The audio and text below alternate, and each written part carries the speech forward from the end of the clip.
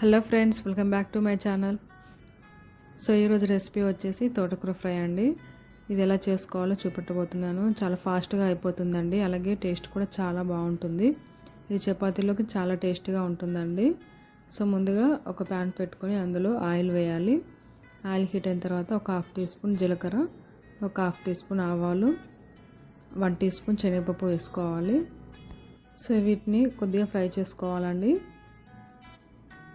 Fry అయిన తర్వాత ఇందులోకి ఆనియన్స్ అలాగే పచ్చిమిర్చి వేయాలి. సో పచ్చిమిర్చి అనేది మీ టేస్ట్కి తగ్గట్టు వేసుకోండి. నేను ఇక్కడ ఒక 4 పచ్చిమిర్చి వేసాను. ఇలా ఆనియన్స్ పచ్చిమిర్చి అన్నింటినీ ఫ్రై చేసుకోవాలండి. ఇది కొద్దిగా ఫ్రై అయిన తర్వాత ఇందులోకి ఒక 1/4 టీ స్పూన్ పసుపు, అలాగే మెత్తగా దంచి పెట్టుకున్న వెల్లుల్లిపాయ పేస్ట్ని వేయాలండి. సో ఈ తోటకూర ఫ్రైలోకి వెల్లుల్లిపాయ పేస్ట్ ఖచ్చితంగా వేసుకోవాలండి. వెల్లుల్లిపాయ టేస్ట్ చాలా బాగుంటుంది ఫ్రైలో. అలాగే కొద్దిగా కరివేపాకు వేసి వెల్లుల్లిపాయ పేస్ట్ని పచ్చివాసన పోయేంత వరకు ఫ్రై చేసుకోవాలండి, ఒక 2 మినిట్స్. ఇలా ఆనియన్స్ అన్నీ బాగా ఫ్రై అయిన తర్వాత మనం ముందుగా వాష్ చేసి పెట్టుకున్న తోటకూర వేయాలండి. సో వీటిని కట్ చేసుకోవాల్సిన అవసరం లేదండి. ఇలా ఆకులుగా అయినా వేసుకోవచ్చు, లేకపోతే కట్ చేసి అయినా వేసుకోవచ్చు అండి. అలాగే ఇందులోకి కొద్దిగా చింతపండు, అలాగే రుచికి సరిపడా సాల్ట్ వేయాలండి. సో ఈ సాల్ట్ అంతా కలిసేలాగా కలుపుకోవాలి ఒకసారి. సో చింతపండు ఆప్షనల్ అండి, నచ్చితే వేసుకోవచ్చు, లేకపోయినా బాగుంటుంది.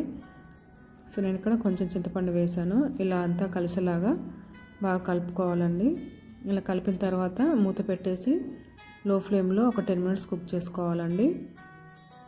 సో చూసారు కదా, ఆకంతా ఇలా బాగా కుక్ అయిపోయింది.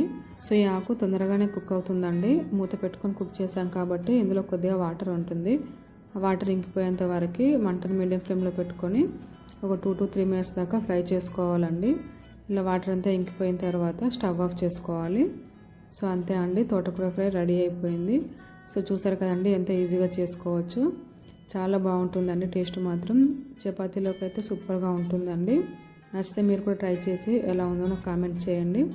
అలాగే నా వీడియో నచ్చినట్టయితే లైక్ చేయండి, షేర్ చేయండి, సబ్స్క్రైబ్ చేయండి. So okay friends, bye.